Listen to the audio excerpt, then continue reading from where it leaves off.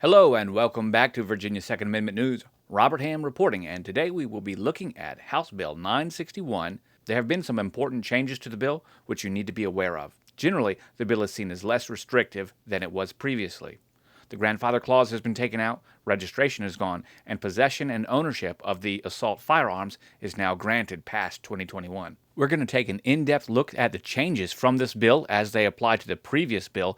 Before we jump into it, please head on over to that like button and smash it, hit that subscribe, and don't forget to share. We also have a PayPal fundraising drive going on right now.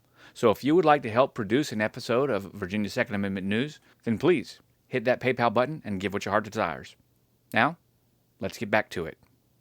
Now, this bill deals with quite a bit more than just firearms. It also deals with delinquency in children. So recognizing that this is not an exhaustive list, if you see a change that I didn't, go ahead and let me know down in the comments below.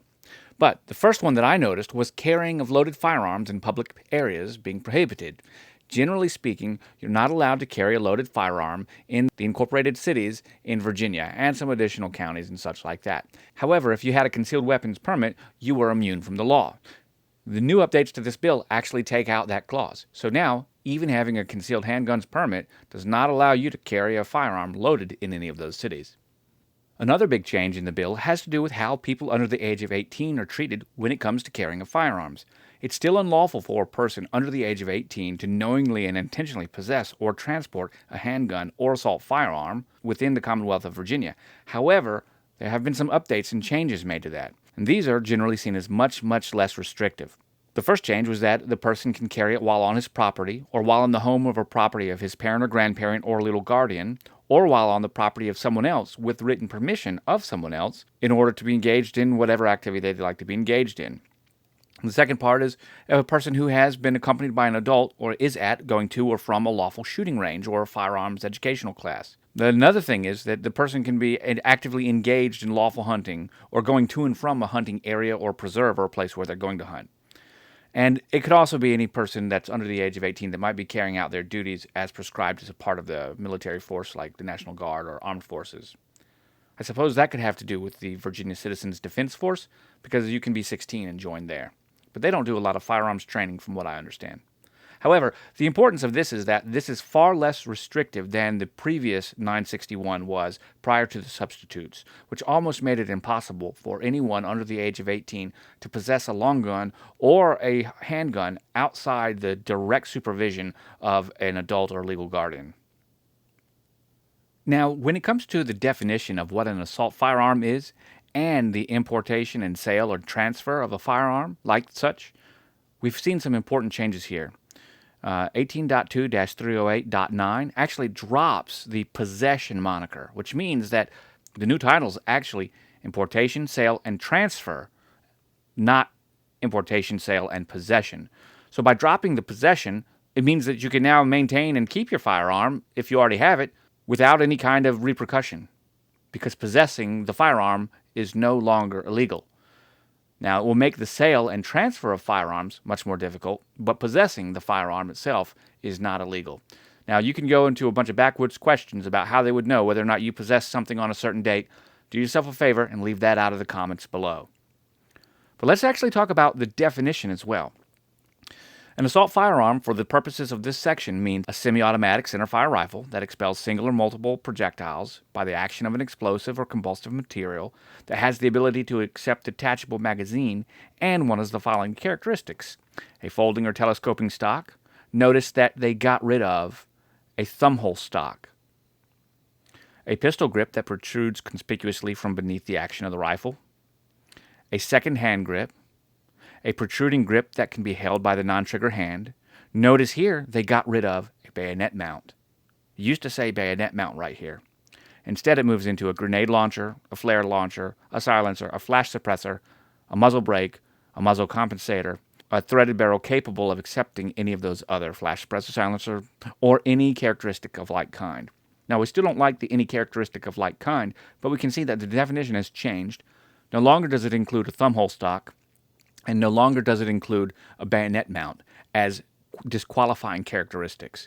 And this is very important. We also see that possession has been dropped from illegal activity with this kind of firearm. So The definition sets out what an assault firearm is, but possessing an assault firearm is no longer illegal within the Commonwealth of Virginia with this bill. That's very important. This is still a bad bill, but this is the part that gets rid of making you a felon overnight for your firearm.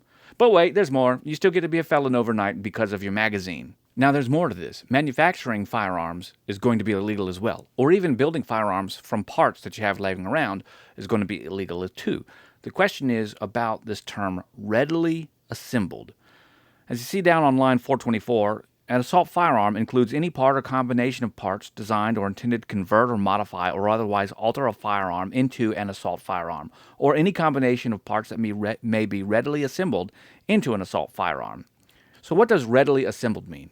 I checked out Black's Law Dictionary for the term readily, and ready actually means to make apparent, quickly, now, just like what you would think. I would like to say that ready actually means, in this instance, readily available means quickly available, which means that a bucket of parts is not quickly available if it's in your house. But that may not be the case. I'd like to ask you guys, what do you think? We will see this readily available type of speech also used when discussing magazine conversions. And that's important because of the high-capacity magazine ban that will be placed later.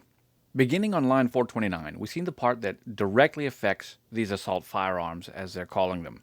And here it states that it will be unlawful for any person to import, sell, transfer, manufacture, or purchase an assault firearm, provided that the person may transfer an assault firearm to another person under some specific circumstances. So just so that we're on the same page, what this is saying is that you won't be able to import, sell, transfer, or manufacture, except if you're going to do one of these things. The transfer is a bona fide gift. The transfer occurs because of an operation of law, such as surrendering or something like that. The person receiving the firearm is an executor or an administrator of an estate, or that the transfer is temporary as necessary to prevent imminent death or bodily harm, such as you take the firearm from someone's hands. Oh, and it's important to note that when they say transfer, they don't just mean the FFL transfer. They mean I handed you a firearm at the range. And it's important to note that in here, that's going to be allowed. The sale or the Part 7 is the sale or the transfer of an assault firearm to an authorized representative of the Commonwealth, or the transfer of the firearm is actually an antique firearm, as described earlier, or that if the transfer occurs as a shooting range or shooting gallery or any other area designed for the purpose of target shooting. So this is important. So if you go to the range, you'll still be able to shoot your buddy's rifle. That is a transfer that is allowed under this. And recognize, I'll say it again, when they talk about transfer, they're not talking about an FFL transfer. They're talking about, hey, that pistol's pretty cool. Can I see it? Yeah. So if you're anywhere where that's taking place, prior to this update of the bill, that would have been illegal. You'd have been a felon, just like back in the day when the ATF was walking around looking to see who was letting who use what what suppressed firearm or who was shouldering who. You guys remember all that ridiculousness. Same kind of thing. So we can see here that this particular part of the bill gets rid of a lot of the restrictions that were in the earlier bill. This next part deals with magazine capacity. And we're going to notice that the ban on magazines has been increased from 10 rounds to 12 rounds. Now, nobody really makes a 12-round magazine. I can't think of one right off the bat. But we're also going to see something else here. Permanently altered and readily restored. Think about those two terms as we read this. For the purposes of this section, large capacity firearm magazine means any firearm magazine that has the capacity or can be readily restored or converted to accept more than 12 rounds of ammunition. Now, that's an important thing to think about.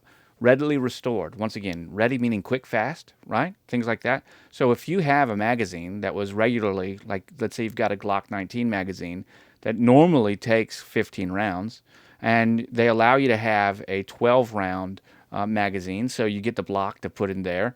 You take the base plate out, you change it out with the follower, so you got a deep follower, and now you only can accept 12 rounds of rounds of ammunition. Well, if you're carrying that, is it easy to and readily available? Can you readily restore that to its full capacity, especially if you don't carry the base plate and things like that with you? I would say no. So that would mean that keeping a magazine that was your original OEM magazine, but just installing it with the new or updated stuff to be compliant would be okay. But once again, what does readily restored mean? What does readily mean there? That's very ambiguous.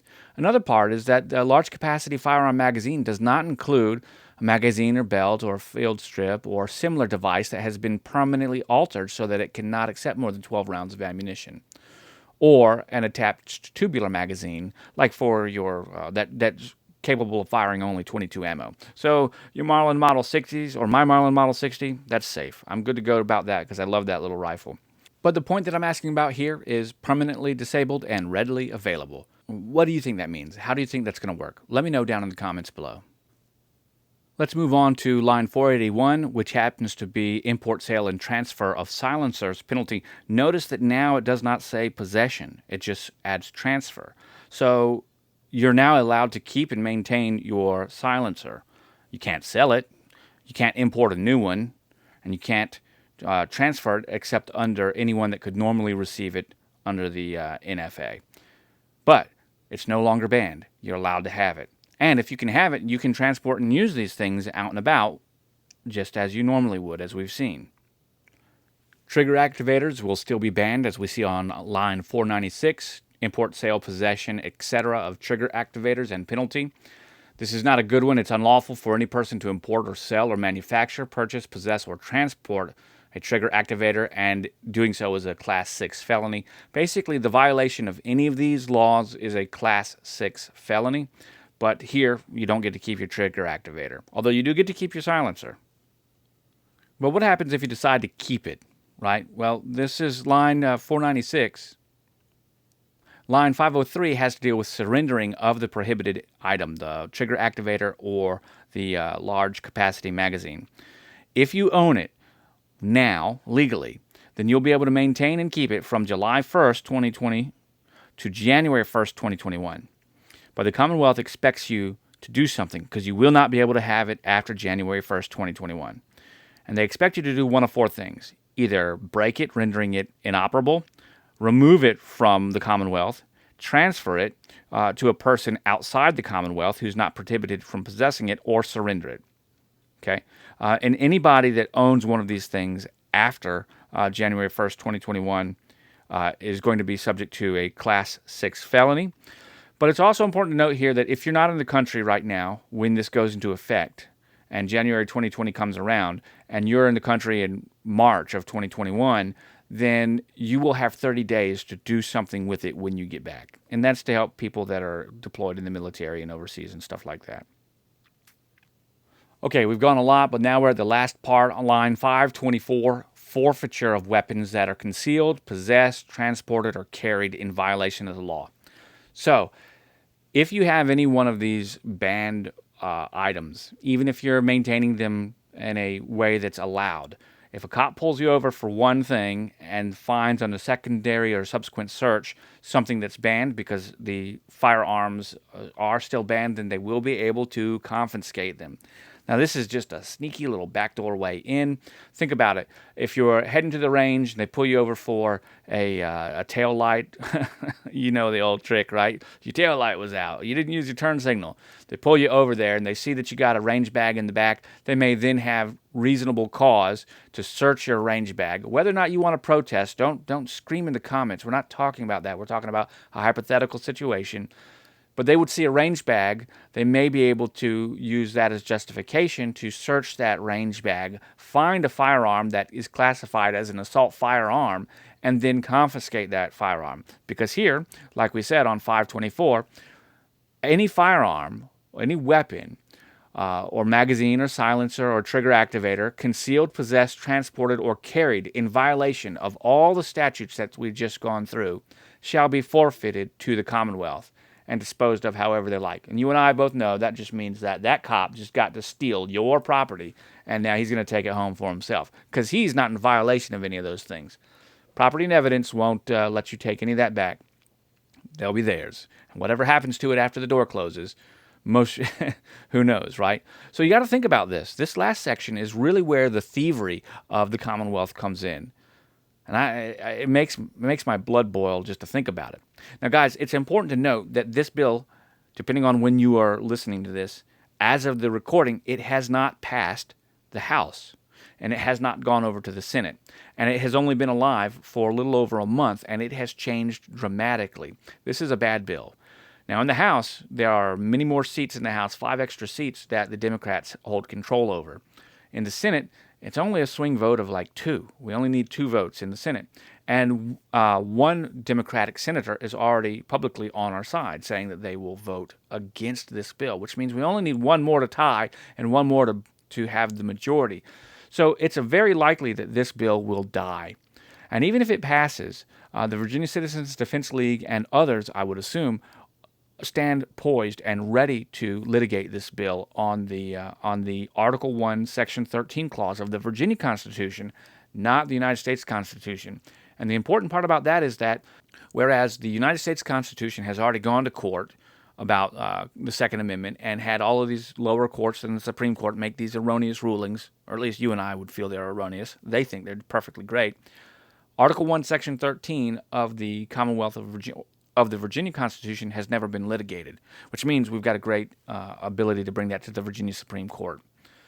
So anyways, guys, I want to let you know that is it. It looks like we've gone a little bit longer than I would have expected, but that's the news. That's what we've got today. Let me know what you think down in the comments below. If you like this, don't forget to like and subscribe. Head on over there and hit that PayPal button and help me produce more of these videos for you. I'm Robert Ham with Virginia Second Amendment News. I am reporting on our rights. Thank you for watching.